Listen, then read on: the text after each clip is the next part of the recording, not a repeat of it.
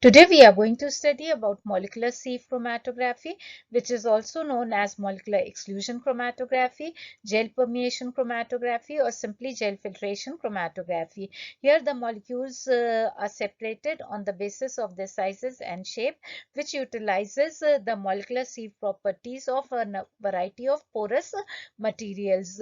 Probably the most commonly used polymeric such materials are a group of polymeric organic compounds that have a network of pores in their structure, which confers gel properties on these materials. The term gel filtration is used to describe the separation of molecules based on the size utilizing these gel materials, while the term exclusion or permeation chromatography describes all molecular separation procedures using molecular sieves for the separation process. Here in the diagram, a column is packed with porous material or a mattress that has pores in its structure. Here, large molecules, a mixture of large and small molecules is loaded onto the column. The sample contains molecules of varying size. Smaller molecules travel with a slower rate, while the larger molecules travel with a greater rate. The reason being that small molecules are able to enter the pores, and therefore the internal volume is available to them. So they have to travel a greater distance and then they elute out, while larger molecules are totally excluded from the pores. They cannot enter the pores because of their size. Therefore, they travel in the column by in the interstitial spaces present in the column, and therefore they travel a shorter distance and dilute out first. The principle of this technique is as follows. A column of gel particle which is in equilibrium with the suitable mobile phase for the molecules to be separated is taken. Large molecules are completely excluded from the internal volume of mobile phase which is present inside the pores, and therefore they will travel through the interstitial space present between the matrix particles and dilute out of the column first. This happens because the pores of gels have smaller diameter as compared to large molecules which have a larger diameter. So these large molecules will not be able to enter the pore and will be totally excluded from the internal volume, and therefore they will travel down the column with little resistance, and they will travel through the interstitial spaces between the matrix particles and dilute out of the column first. The smaller molecules will be distributed between the mobile phase which is present inside and outside the molecular sieves, and therefore they will travel at a slower rate because they will enter the pores, and they will travel a longer distance. That is, the small molecules diffuse into the gel and follow a longer path, hence appear last in the effluent. And these three stages are shown in the figure 1, which we have already discussed, and therefore the molecules will get separated based on their sizes. The mobile phase absorbed by a gel that is available to an analyte is to an extent that is dependent upon the porosity of gel particle and the size of analyte molecule.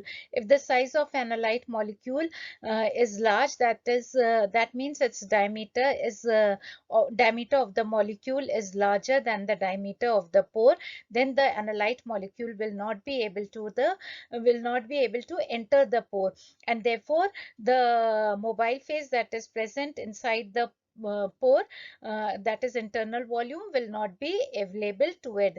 That is, the molecule will be totally excluded from the internal volume. So thus the distribution of analyte in a column of gel is determined solely by total volume of mobile phase both inside and outside the gel particle that is available to the analyte molecule. The total volume of a column of gel is denoted by Vt, and it is equal to the volume of gel matrix, that is Vg, the volume of water inside the gel pores, which is denoted by Vi, and volume of water outside the gel matrix, which is denoted by Vo. So Vt is equal to Vo plus Vi plus Vg. But the distribution takes place, the molecule is present either in the internal or the void volume. So Vo and Vi are available for the molecule. Vg is the volume occupied by gel matrix, so it is not available to the molecule. VO is known as the void volume, which is the volume of liquid required to elute compounds that are completely excluded from the gel grains. VI can be calculated from the knowledge of dry weight of the matrix and its water regain value, that is WT. So VI is equal to A into WT, and the elution volume VE of a compound is the volume required to elute that compound from the column. So VE is equal to VO plus KD VI. So KD indicates the distribution of solute particle between the inner and outer solvent. So KD is equal to VE minus VO upon VI is equal to VE minus VO upon AWT. If a molecule is completely excluded from the gel, it means no internal volume is available to that analyte, and it will elute out with its void volume. So in place of VE, we can keep void volume. And so KD is equal to VO minus VO upon VI, which will be equal to VO minus VO will be equal to 0. So KD will have a value of 0. So, and if the analyte is small in size, the whole internal volume will be available to it as well as the external volume. So its elution volume will be equal to VO plus VI. So its KD will be equal to VO plus VI minus VO upon VI. So it will be equal to VI upon VI, which is equal to 1. Therefore, its distribution coefficient will be 1. So molecules therefore have Kd values normally between 0 and 1. If Kd is greater than 1, then adsorption of the compound on the gel has occurred. For a given type of gel, a particular analyte is partitioned between the inner and outer mobile phase, and it is a function of its molecular size. The larger the size, the smaller is the inner volume that is available to it. If analyte is large, it is completely excluded from mobile phase within the gel. Kd is equal to 0. If analyte is small, to gain complete access to the inner mobile phase, then Kd is equal to 1.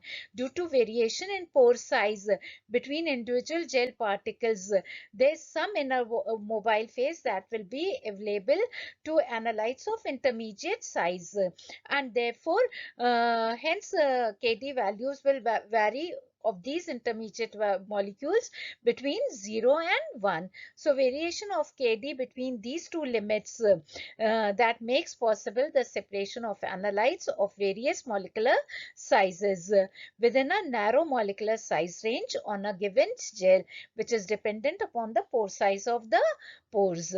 For two substances of different relative molecular mass and Kd values, distribution coefficient values, they may have a distribution coefficient of K prime D and K2 prime D. The difference in their elution volume Vs can be given by the formula as follows. The difference in the elution volume is given by the formula Vs is equal to K prime D minus K2 prime D in parenthesis multiplied by Vi. And by this difference in the partitioning coefficient, the molecules are separated. Materials. Gel should have uniform particle and pore size. Gels commonly used include cross-linked dextran, for example, Cephadex, Agros, Cepharose, Biogel A. Examples of gels of low pressure liquid chromatography are Cephadex gels, The type G25, their water regain value is 2.5 for G25, exclusion limit is 5,000, and fraction range is 100 to 5,000.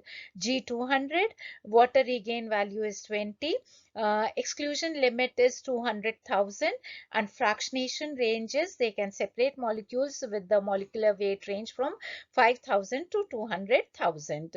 Then agarose, approx agarose concentration and the exclusion limit.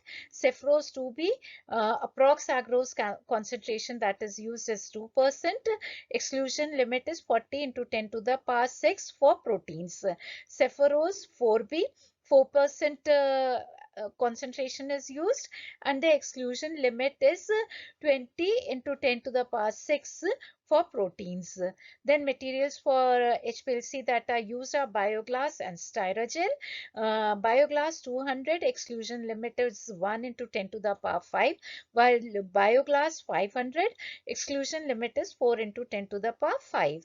Gel material should be chemically inert, have vanishingly small number of ionic groups so that absorption should not occur, and variety of choice for pore and particle size so that different size range of particles of analytes can be separated. Procedure for separation of proteins by gel filtration chromatography. For separations of proteins having molecular weight in the range of 12,000 to 2,000, it can be done using Cephacryl 2S200 column, and the column is equilibrated with tris HCl buffer of pH 8. The column is loaded with the sample when the buffer volume is just above the matrix. So the sample is loaded onto the column. A sample consists of marker proteins, which are cytochrome C, ovalbumin, bovine serum globulin, and blue dextran, and the protein whose molecular weight has to be determined. For example, here LDH is taken, whose molecular weight has to be determined. So 0.1 ml of LDH solution and 0.4 ml of marker are mixed and placed on top of the column. And then the mixture is allowed to enter the gel. Small volume of elution buffer is added until the markers have just entered the column. Then the column is connected with the buffer reservoir. Buffer flow is adjusted to 50 ml per hour, and samples are collected. Elution samples are collected at 3 ml of 3 ml fraction using fraction collector. Then the position of blue dextran and glucose are located, and the rest of the fractions between these compounds are examined for presence of the rest of the components of the markers. So detection of rest of the marker proteins and LDH is done in the following way. Blue dextran, whose molecular weight is 2000,000, will elute first with the void volume, and its extension is at 625 nanometers. Gamma globulins, they have a molecular weight of 210,000. They will elute next, and they can be monitored by measuring their absorbance at 280 nanometers. Ovalbumin, it is also a protein, molecular weight 45,000, will elute next. It can be detected by measuring absorbance at 280 nanometers. Cytochrome C, 12,000, molecular weight, will elute next, and it will show absorbance at 412 nanometers because of presence of heme. Then LDH, whose presence is checked by using nitroblue tetrazolium. Elution volume is determined by determining the volume at which blue dextran is eluted and the volume when glucose appears. So when blue dextran elutes, that gives us the void volume, and when glucose appears, it gives us VO plus VI. So by determining these two limits, we can find the internal volume. We determine the value of 3 marker proteins and LDH, and then calculate the Kd values. Then a graph is plotted between Kd and log of molecular weight for each marker. And by help of this graph, we can calculate the molecular weight of LDH. The applications of gel filtration chromatography are as follows. It is used for purification of biological macromolecules, viruses, enzymes, hormones, antibodies, nucleic acids, etc. have been purified by this method. We can determine relative molecular mass of proteins. By the help of GFC, we can concentrate a given solution, and then it is also used for desalting of samples. It is also used for protein binding studies.